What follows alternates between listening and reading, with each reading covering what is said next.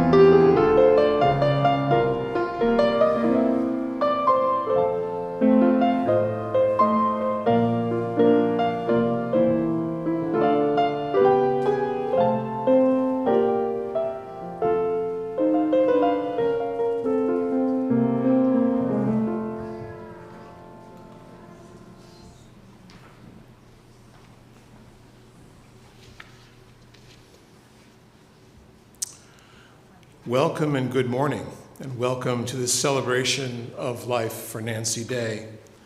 I'm John Morehouse. I'm the senior minister here at Mainline Unitarian Church. And of course, we have come now to set aside our own lives, to mourn and celebrate and remember Nancy. We have gathered here in beloved community to celebrate her life that was so well lived. I open with these words from A. Powell Davies. When sorrow comes, let us accept it gently and simply as a part of life. Let the heart be open to pain and let it be stretched by it. Loss, like ecstasy, is not forever. There comes a gentleness and a returning quietness, a restoring stillness, that this too is the door to life. Here is a deepening of meaning, an opportunity to reflect and meditate on the importance of loving relationships. Our love and our memories will never cease, and it can lead to dedication, a going forward to the triumph of the soul, the conquering of the wilderness, and in the process, a deepening inward knowledge that in the final reckoning, all is well. We've come aside to set our lives, come here from our various lives to set aside this time to celebrate this life of this remarkable woman. A passing of life always reminds us, I believe, to live more fully, for with death's shadow upon us, there is an imperative to live life more fully, more kindly, and more graciously. And while Nancy has passed beyond this mortal world into the realm of the Spirit, her goodness and her essence live on in each of us. We have 3 readings this morning. The first, Psalm 121. I lift up my eyes to the mountains. Where does my help come from?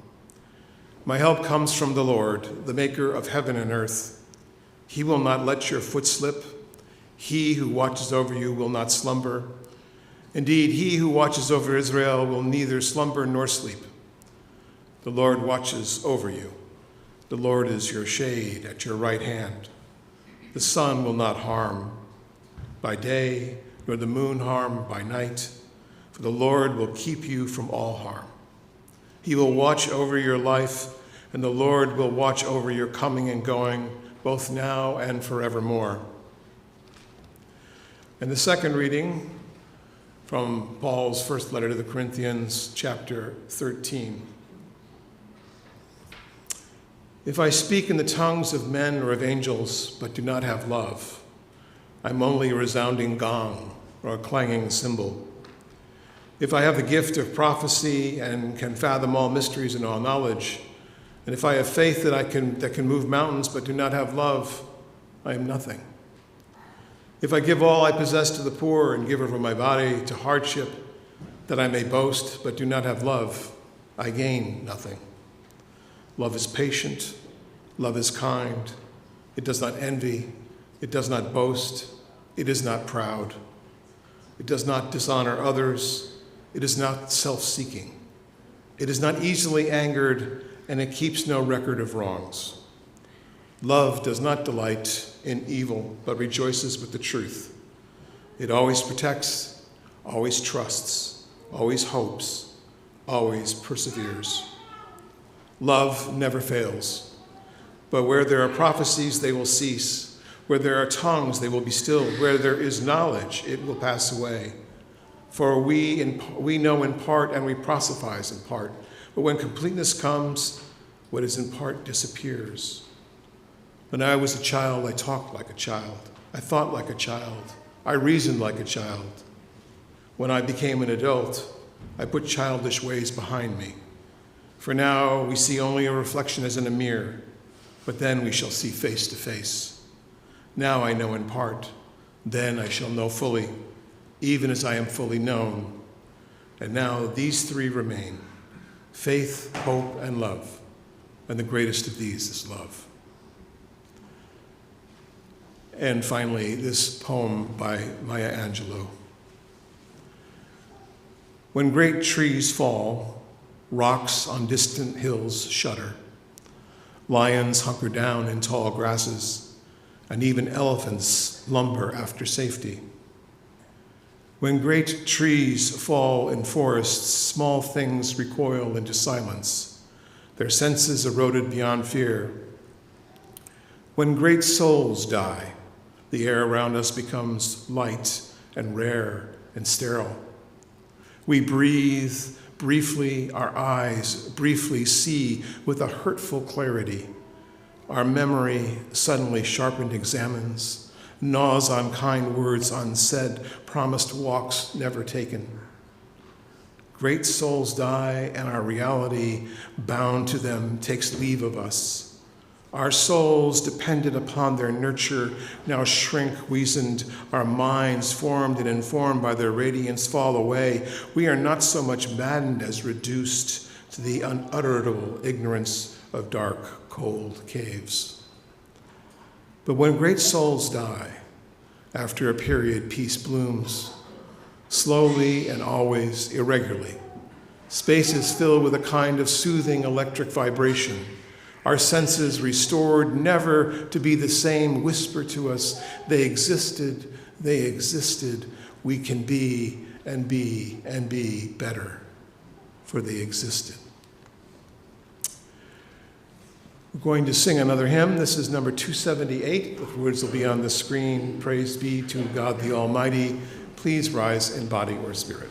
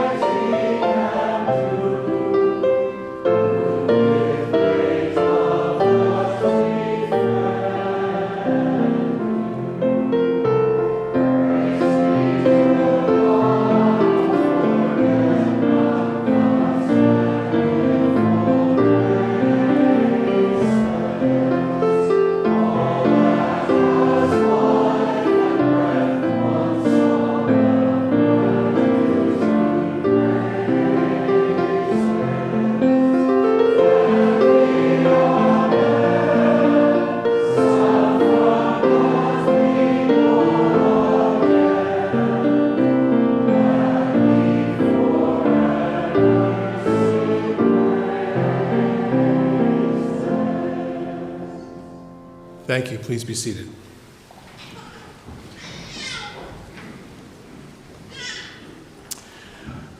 How shall we remember Nancy Virginia Day? In a moment, you will hear from family and eventually from others here in the congregation who knew her best. But let me remind you of just what a remarkable woman she was. Her obituary reads that she was born Nancy V. Schultz on August 24th, 1931, the youngest of 4 siblings in St. Paul, Minnesota, and attended Central High School and the University of Minnesota. She married Norman Day, an architect and urban designer, in 1956. They lived in Massachusetts, Utah, London, Illinois, Minnesota, before settling in the Philadelphia area. Despite a 1972 accident leaving her with significant permanent disabilities, Nancy defied the odds with courage and grace and relearned independence, cooking, sewing, knitting, driving, and continuing to raise her children. She advocated for disability rights and lobbied for the passage of the ADA. She was a member of St. John's Episcopal Church in Balasinwood and later Mainline Unitarian Church in Devon. Nancy was an active volunteer for many years with Contact USA, a telephone crisis ministry, and with literacy training and ESL for adults. She completed the art appreciation and horticultural program offered at the Barnes Foundation in Marion. Nancy loved her large extended family, her friends, music, art, cooking, that food, Thai food, knitting, travel, singing, chocolate, coffee, old movies, reading, swimming, and playing Scrabble.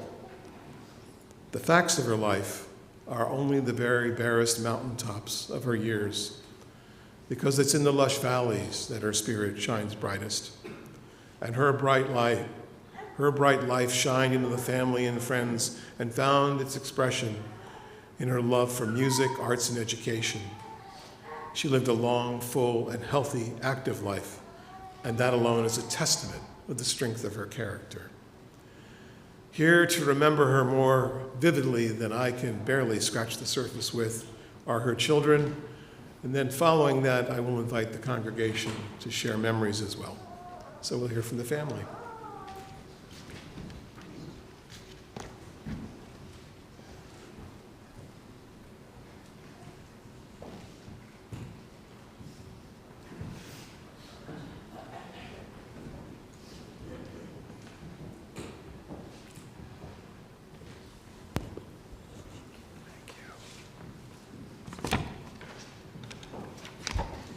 Thank you. Good morning. Good morning to Dana, Leslie, Taryn, Daniel, Joel, Andrew, Leah, there you are, and your families and Nancy's many friends. My name is Dorothea Nelson. I met Nancy on a cold January day in 1958 at Boston Lying-in Hospital. Each of us near the end of a first pregnancy, we joined a maternity ward tour led by a person whom we later agreed could have been cast as Nurse Ratched and To Kill Him Up in One Flew Over the Cuckoo's Nest. She led that session with the question, does anyone want to breastfeed her baby? Only Nancy and I raised our hands. We immediately moved next to each other as we listened to that nurse list the many reasons why our profound desire was wrong. From that moment, we stayed close in a long and treasured friendship. After the tour, I met Nancy's husband, Norman. We learned that all three of us would be moving to Minnesota, there and my husband, Doug's home state. That was only one of the many commonalities that emerged. We shared our 2 brief years in St. Paul. Our families grew, and that early friendship deepened. We shared holidays and picnics and the special joy that blossoms for young families when hope and joy are so prevalent. I grieved leaving St. Anthony Park, the neighborhood we loved, and was so happy when the Daves moved east to Philadelphia. The 2 families visited frequently, sometimes meeting halfway for picnics, on other occasions spending holiday weekends together. Those were idyllic times, rainy picnics, freezing cold walks, determined husbands shepherding our eventually 11 children to the Philadelphia Zoo, where we insisted that we qualified for a group rate. Life was all we had hoped for. Great kids, wonderful husbands, and this friend who made so concrete the Joan Walsh Anglin story Nancy and I each read to our children. A friend is someone who likes you. Then came the phone call from Norman. Nancy had been critically injured in an automobile accident. Life as the days knew it shattered. This young, vivacious woman paralyzed. Her first words when she finally could speak again were, "How's Curtis?" a fresh air visitor who was staying with the Days. He was in the car with Nancy and Daniel. Here she was, near death, and still with loving concern for someone she scarcely knew. Nancy's long hospitalization was a struggle for the entire family, but determination was her watchword. She insisted, "I don't want my kids to think of me as a sick mother." Against all odds, she came home. She amazed all of us, with the right side of her body totally paralyzed. 2/3 of her diaphragm collapsed, and so many other limiting circumstances. She learned to cook, to sew, to knit, to be a whole person engaged with life. And our friendship continued to grow. We were together through tough family times, through the loss of our husbands, and as she became increasingly frail, it was not easy to communicate, but we managed to preserve that precious bond. I give thanks for the years I shared with Nancy. I give thanks for so valiant a spirit that conquered terrible circumstances. I give thanks to God for granting me a friend to like me.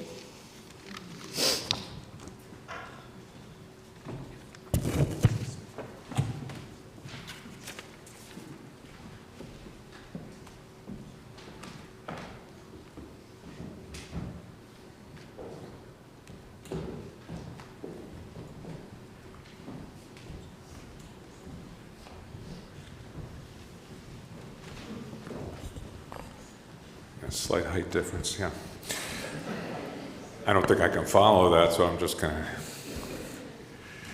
I kept trying to write something down about my mother, but there's something about putting somebody's life into words that just doesn't work for me anymore. I love hearing people talk about her because when even our own kids discuss her, we all have a different person that we related to. 6 of us grew up in about an 8-year difference from oldest to youngest, and we all have completely different memories of what my mother was like. But I can tell you that I was lucky to have a super smooth, sweet relationship with her for basically my whole life. We talked every day for 25 years, and you know, we had this overlap of things that we could talk about, and I loved it when we would be reading Dickens together and discussing the book and laughing about things. And I feel like my interests in my life came from my parents letting us explore. You know, I would express an interest in something, and then I would have a chemistry set, and I'd be blowing up things in my bedroom, and it's because my parents just indulged in the things that we were interested in. I think she was an adventurer at heart, and I feel lucky to have that in me, that I feel like I'm brave. I'm not limited by worrying about that I shouldn't do this or shouldn't do that, and we certainly have several adventurers in the family. Also, my mom was quirky smart. She would whip us at Scrabble, and up until about 2 weeks before she died, I had about 12 Scrabble games going. Before I went to bed every night, I'd play words with friends with her. And it was just really sweet, this little connection. I live in Los Angeles, so this little connection across the country that we had. And then it was very sad when she got on her deathbed. The Scrabble moves stopped coming, but they were still, like, the Scrabble game would remind me that I was waiting for Nancy's moves, and that was a strange little symbolic sadness. And then finally she forfeited all the games, and I thought, that's not fair. So anyway, I'll tell one story about her that She mixed up idioms and mispronounced words, and it was very endearing. I even wrote a song about the mixed up idioms 20 years ago or so, but once we were in Florida ordering breakfast, and she ordered a porta potty omelet.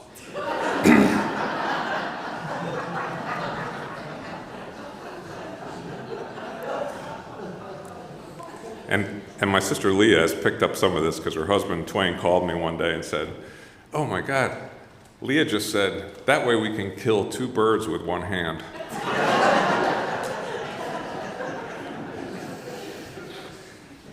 Anyway, I'll end with a Dickens quote because we both love Dickens. "Heaven knows we need never be ashamed of our tears, for they are rain upon the blinding dust of earth, overlying our hard hearts. I was better after I had cried than before, more sorry, more aware of my own ingratitude, more gentle."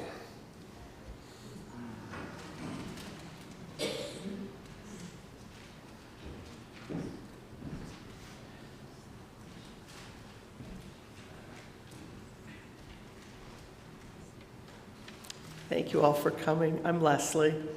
I am one of the oldest with my twin sister, Dana. I actually banged this out at about 8:30 this morning because I was afraid of what I would say if I hadn't planned. My mother was a force. She truly was a great tree for all of us, and I am grateful to her for many things. I was always so proud of our large family. When we were at Penn Valley Elementary, we were the days. How else could you say it? There was 4 of us in 3 grades. Even back then, 7 kids were a lot. And it's true, for a while she did indeed have 4 children under 3 years old. She loved being a mom, and her life was her family. I'm grateful for my early years in Minnesota, which Dana and I remember the most. I'm grateful for our Minnesota roots, for our grandpa's cabin on Bass Lake where we swam, boated, and fished, and had adventures with our many cousins. I'm grateful for Mom's example of how to be a friend. She had lifelong friends, something I'm not so great at. I'm so grateful that Dorothea Nelson and most of her children could be here today. They are family to us. Our early memories include Mrs. Nelson and my mother laughing hysterically over the various predicaments that they got their combined 11 children into. Dropping a cake, maypole extravagances, losing the keys someplace with, I don't know, but they had to call the dads to come rescue us. I'm grateful she took us to church when we were young and put us in good church choirs. She gave us that musical and spiritual foundation. I'm grateful for all the music lessons, for the art lessons, for a home filled with creativity and fine arts. Part of my mom's legacy is that so many of her children and grandchildren are artists and musicians. I'm grateful for my parents' idealism. The civil rights movement was formative for them as a young couple. They were married in Washington, D.C. in 1956. My parents never suspected that my dad's best man, who was black, would be denied entry to their wedding reception. But he knew, and he said, I'll see you later. My mom spoke of this often. I think that pained them their entire lives. And they became lifelong supporters of civil rights, of human rights. I'm grateful that when my dad was invited to be a guest professor in Venezuela, my parents took all 9 of us to Venezuela for the summer. We were the oldest, Dane and I, at the time we were 12 years old. Leah was just 1. Can you imagine putting all of us children on an airplane? That was when the food was good on planes. The experience jump-started my lifelong love of the Spanish language and cultures.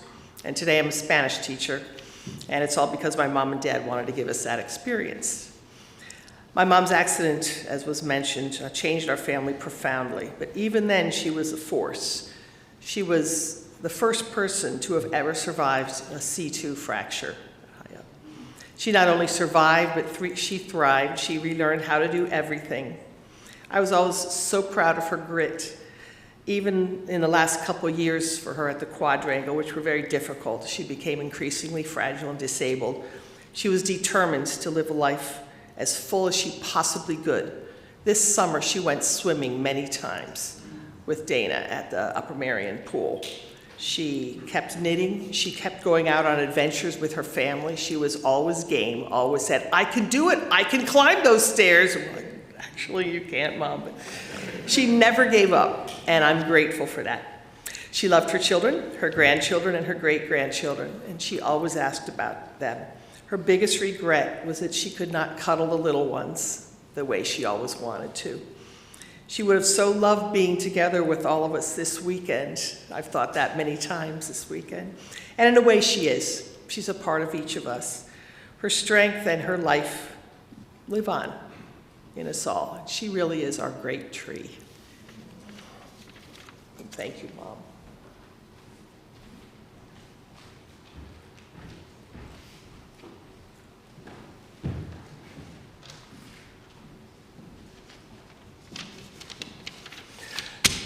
It's going to be hard for me.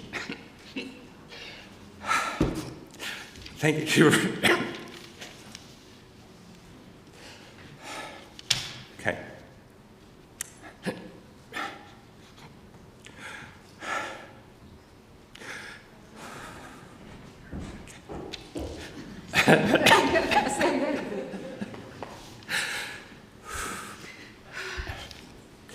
Hi, I'm Andrew, 6 of 7.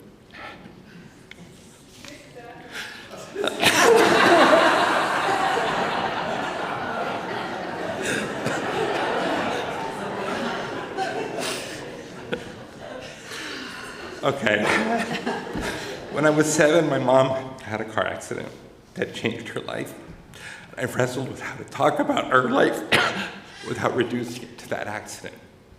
The truth is, I don't have any ill memories of her before that. But the warm memories that keep coming back to me are from my early years with her as she recovered. The mother that I knew was the one who lived through and beyond that unfortunate event. And what I came to understand is that her warmth, her humor, her mothering, none of that was diminished. It found expression through her struggle. Her bedroom retreat was the heart of our house, not just because it had the only air conditioning, but because that's where she was. We'd wait outside the door like anxious pets, as if it were closed, and pile in when it opened, flopping on the king-size bed, watching 70s sitcoms and old movies, doing crossword puzzles and cryptograms, maybe scoring some chocolate if we were lucky. We were just being close. We'd sullenly leave when my dad called it a night. I remember painting her toenails because she couldn't, carefully at this age, probably not very well, playing Chinese checkers on her lap as she lay in bed. Her leg at times would spasm and the marbles would fly everywhere. We'd pick up the marbles and start again. I'd wedge myself uncomfortably between her and her big black swivel chair arm to have her read to me or see how she was doing with her cryptograms and acrostic puzzles. I remember learning needlepoint and weaving from her as she worked to regain her dexterity. I was as demanding of her time as a young boy might be. What is remarkable to me is how, despite all the grief and frustration that she must have been experiencing, she was still able to channel her love and her attention. The abrupt change in her life became just part of who we were together. The warmth, the intimacy didn't happen despite her disability. It happened through it, around it, alongside it. She stayed warm, attentive, and funny. She didn't retreat. She adapted. She stayed open. Her spirit remained constant.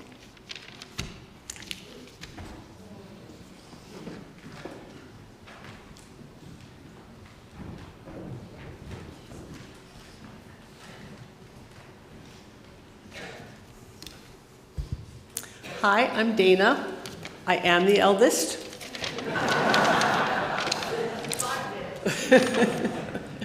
Thank you all for coming.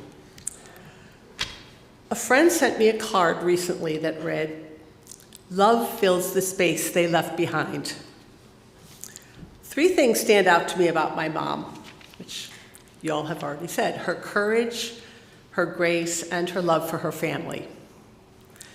My mom was spunky, creative, and an adventurer, with stories from her youth that would curl your hair.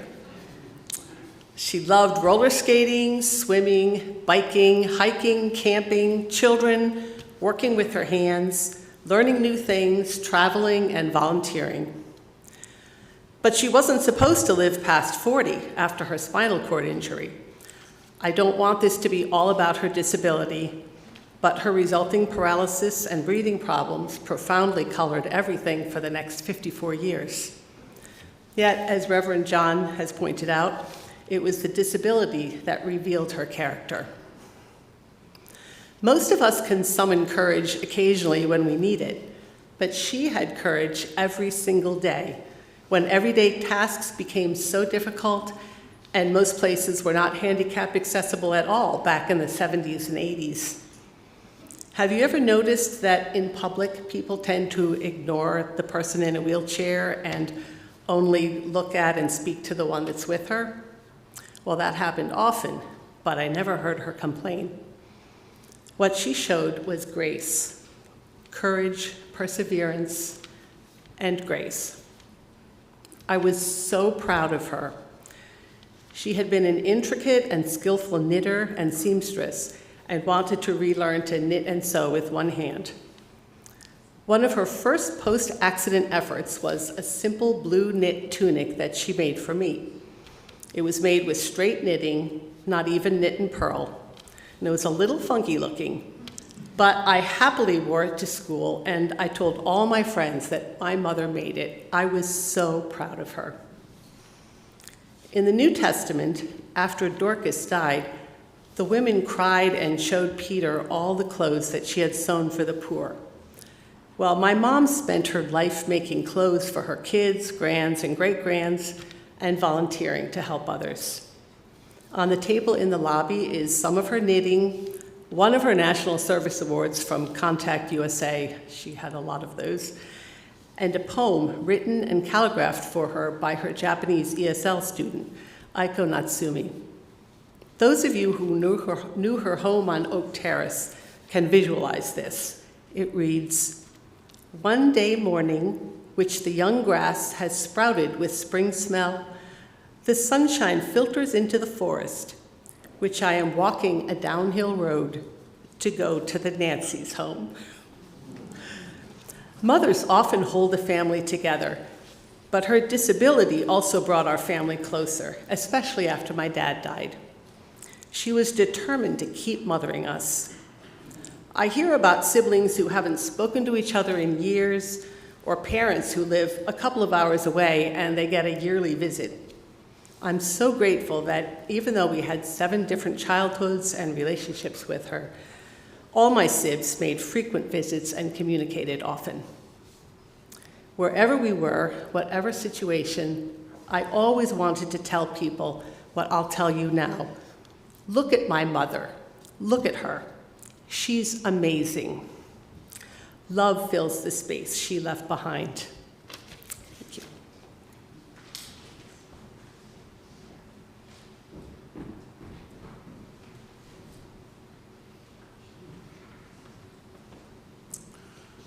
Thank you for those beautiful memories.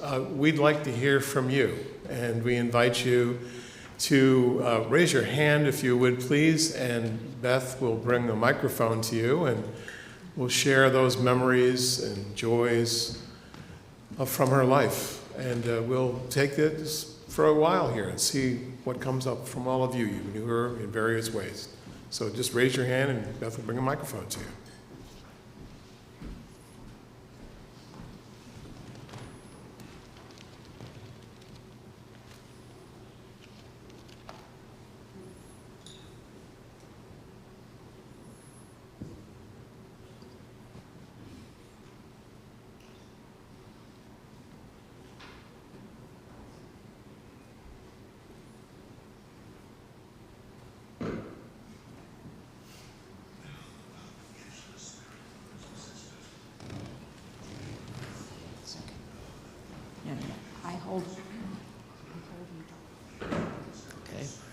Hi, I'm Jeanette Wheeler, and Nancy just came into my life in so many little ways, from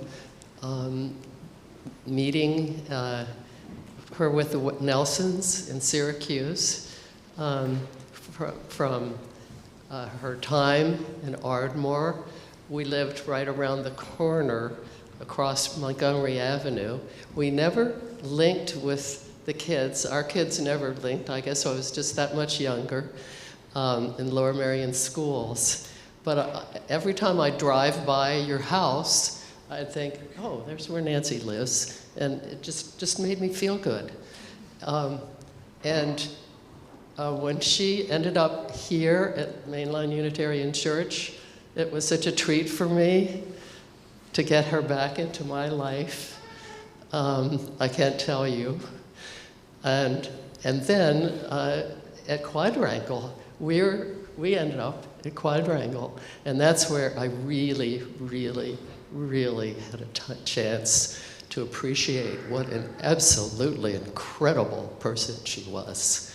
Thank you. I love being here and seeing this wonderful family and this heritage from her. I'm not surprised one bit.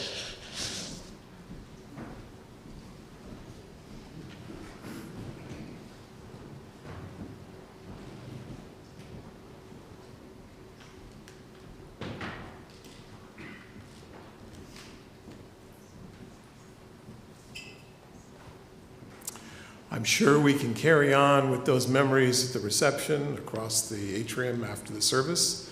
Let's ponder this beautiful life with this musical interlude.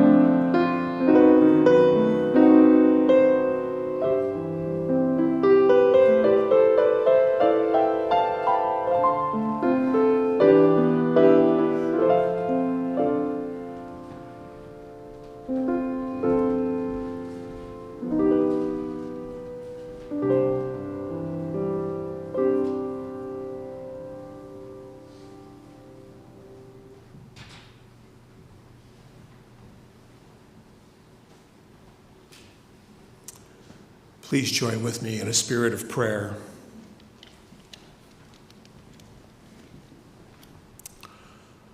Dear God, Spirit of love and creation, we know you are with us now.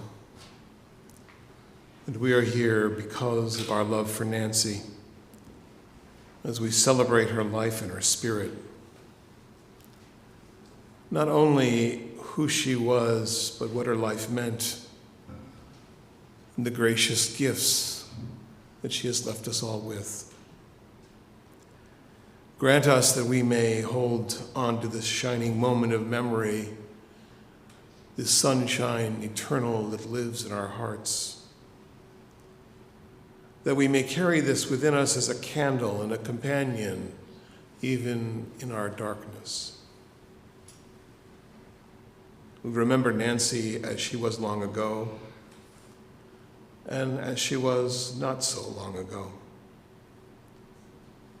And we share in faith that in times of sadness, there is room for laughter and tears. She was the one who, as William Blake said, kissed joy as it flew and lived in eternity's sunrise. Dear God, help us remember that joy. Welcome her into your loving embrace. We let go of her hand now and hand it to you, that she may remain with us, we know, in our hearts. For through us, her memory lives for all she was and all she stood for. With thanks and love, we say amen. This concludes our service. You're welcome to leave after I lead the family out and enjoy a reception over across the atrium in the fireside gallery. Thank you.